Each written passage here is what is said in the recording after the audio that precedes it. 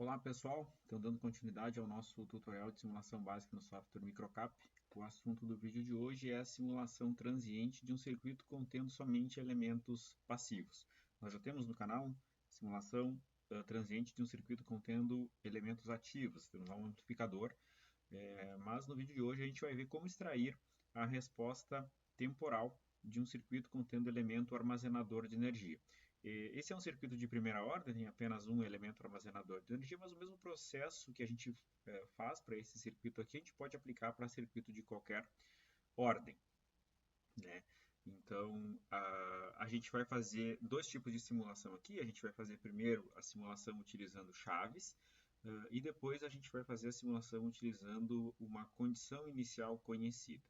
Então, só para fazer uma contextualização, né, antes de fazer a simulação, um circuito contendo um elemento armazenador de energia, né, ele, após decorrido um tempo suficientemente longo, ele atinge o regime permanente, né? Então, no regime permanente lá, a energia armazenada no elemento ela é constante, né? E ou a tensão no indutor ou a corrente no capacitor elas vão para zero.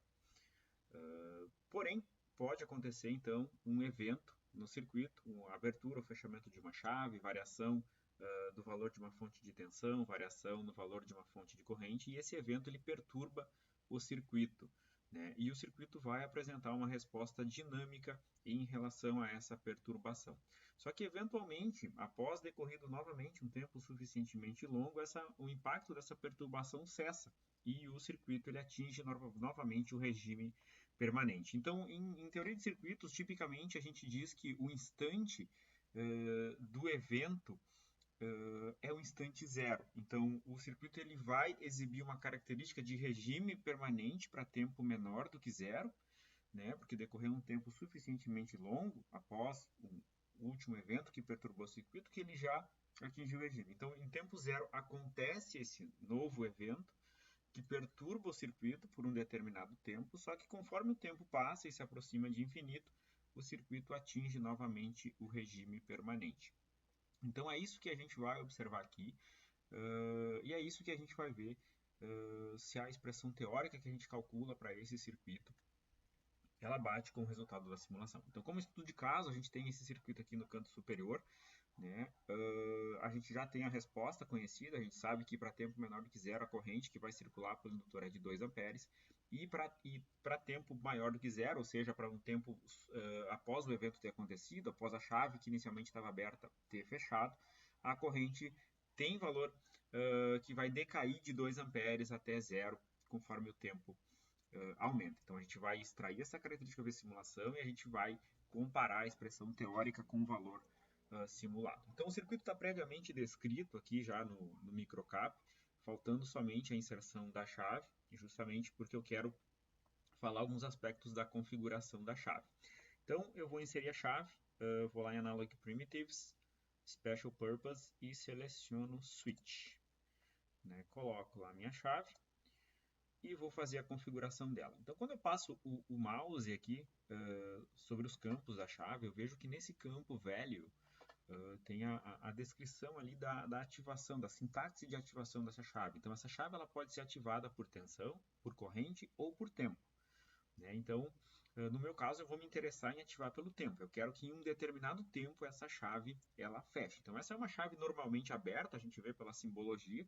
Então, eu vou inserir um tempo no qual ela vai fechar. E depois eu posso até, inclusive, inserir um tempo no qual ela vai abrir novamente. Né? Então, eu posso utilizar essa chave com os dois propósitos. Né? Então, nesse caso, ela é uma chave que está normalmente aberta e vai fechar no instante zero. Então, eu vou controlar por tempo. Então, a primeira coisa que eu faço aqui é colocar a variável t, que é para dizer que eu vou controlar essa chave por tempo. Então, coloco vírgula e o próximo campo que eu vou colocar é o campo no qual a chave vai fechar. Então, se eu colocar tempo igual a zero aqui, a chave já vai iniciar a simulação fechada, né? E aí o que a gente vai ver, na verdade, são apenas grandezas DC. Então, para que eu consiga ter o efeito transiente do fechamento da chave, eu tenho que colocar um tempo ligeiramente maior do que zero, né? Como se fosse um zero mais. Então, aqui eu vou colocar 1 picosegundo. Né? Então, eu coloco que essa chave ela é ativada por tempo e ela fecha em 1 picosegundo. E ela permanece fechada. né? Se eu tivesse que abrir essa chave em algum instante de tempo, né, depois a gente pode até inclusive fazer isso, eu colocaria vírgula o instante que eu quero que a chave abra. Mas no meu caso não, no meu caso a chave fecha e eu quero que ela permaneça fechada, então eu só coloco tempo 1 picosegundo, tempo t, né, vírgula 1 picosegundo, que a chave vai fechar após 1 picosegundo de decorrida da simulação. Feita a configuração, então agora eu vou fazer a ligação da chave, a ligação elétrica dela aqui, né? Então eu ligo ela com esse nó aqui superior e com o meu nó de referência. Tipicamente é bom a gente aterrar esses terminais aqui quando a gente controla por tempo, né? Para eles terem um caminho para o terra. E pronto, esse é o circuito e eu vou fazer a simulação. Então eu vou lá em Analysis, seleciono simulação transiente, né? E aqui eu vou fazer essa simulação por 10 segundos, né? Eu poderia fazer por menos, eu sei que a constante de tempo desse circuito é 1 segundo, né? A gente viu ali pela resposta, 2 exponencial de menos t. Então eu poderia tranquilamente simular ela por 5 segundos e eu já iria ver o circuito praticamente atingir o regime, né? E aqui eu vou colocar então 10 segundos de simulação e o máximo time step, a regrinha que eu utilizo é de colocar 10.000 vezes, um valor 10.000 vezes menor que o meu tempo de simulação, então aqui eu vou colocar 1 milissegundo. Então 1 milissegundo de time step é resolução suficiente para eu conseguir ver aqui a minha característica exponencial. Né? E beleza, aí aqui eu vou plotar, né, no grupo 1 aqui eu vou plotar, no X eu vou plotar o tempo, né, evolução temporal, e no Y eu vou plotar a corrente do indutor L1.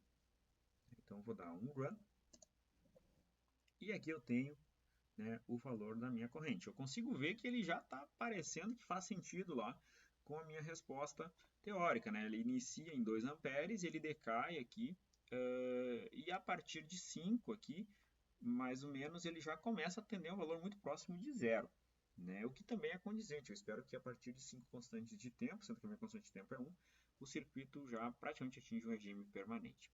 Mas como que eu vou ter certeza, né? Então, que essa curva azul aqui, ela representa a resposta do circuito, né? I de t 2 exponencial de menos t amperes para tempo maior que zero.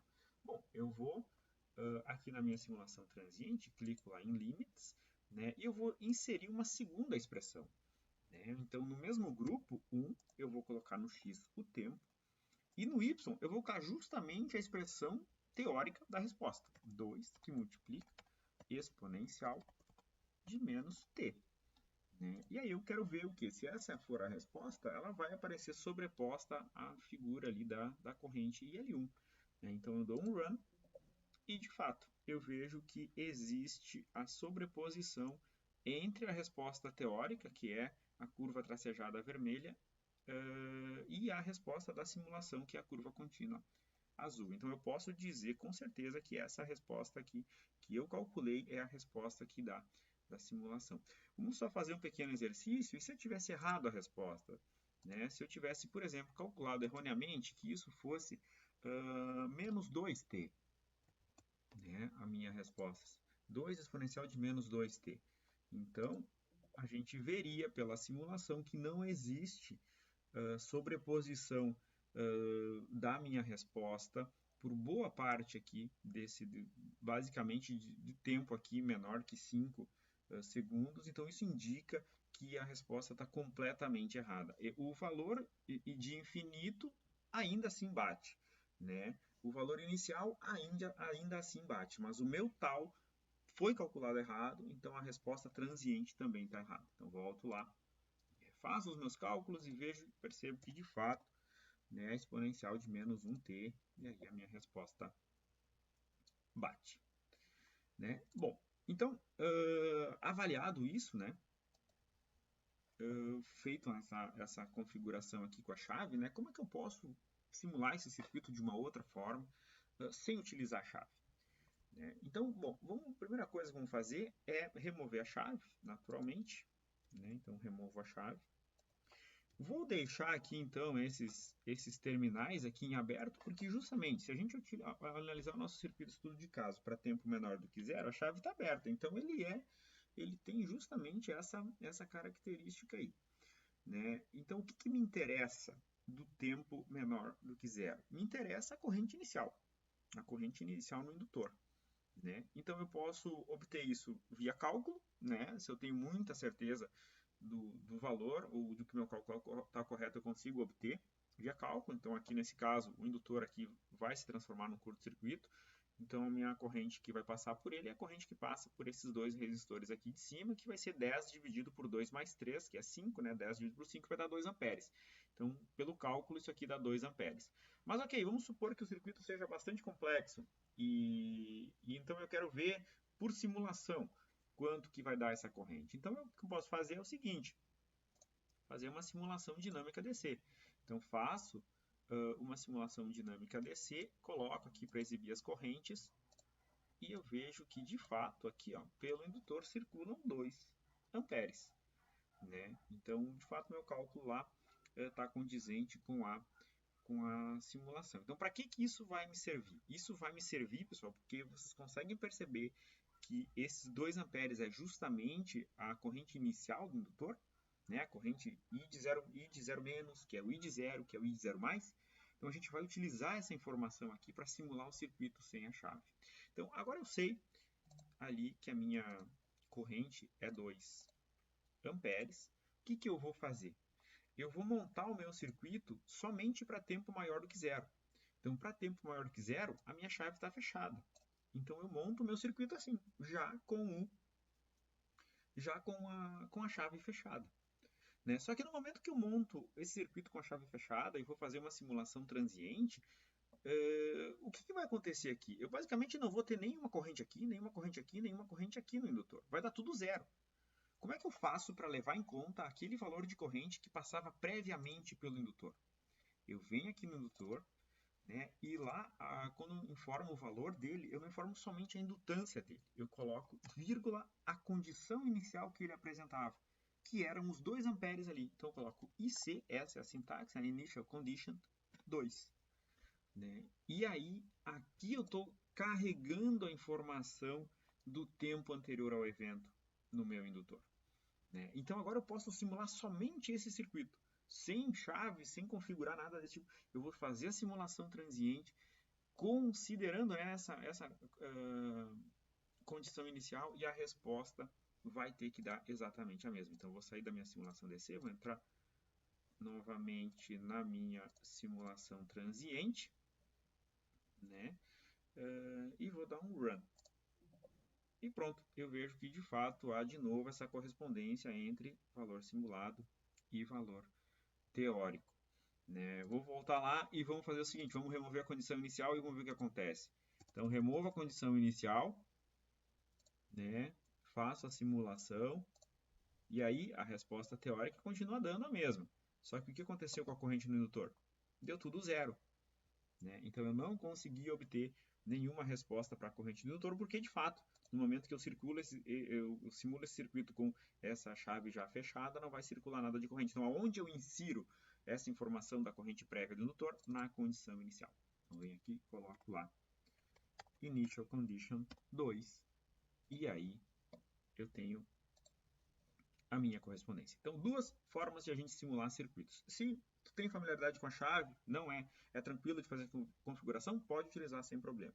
Não se sente seguro para utilizar a chave ou tem dificuldade de fazer a configuração, a minha dica é monte o circuito equivalente para tempo menor do que zero, faça uma simulação DC, extraia a condição inicial dos elementos aí que tu precisa, né? Depois monte novamente o circuito para tempo, o equivalente circuito para tempo maior do que zero e insira junto com capacitância, junto com indutância, a condição inicial do teu elemento armazenador de energia e aí a tua simulação vai resultar no valor correto.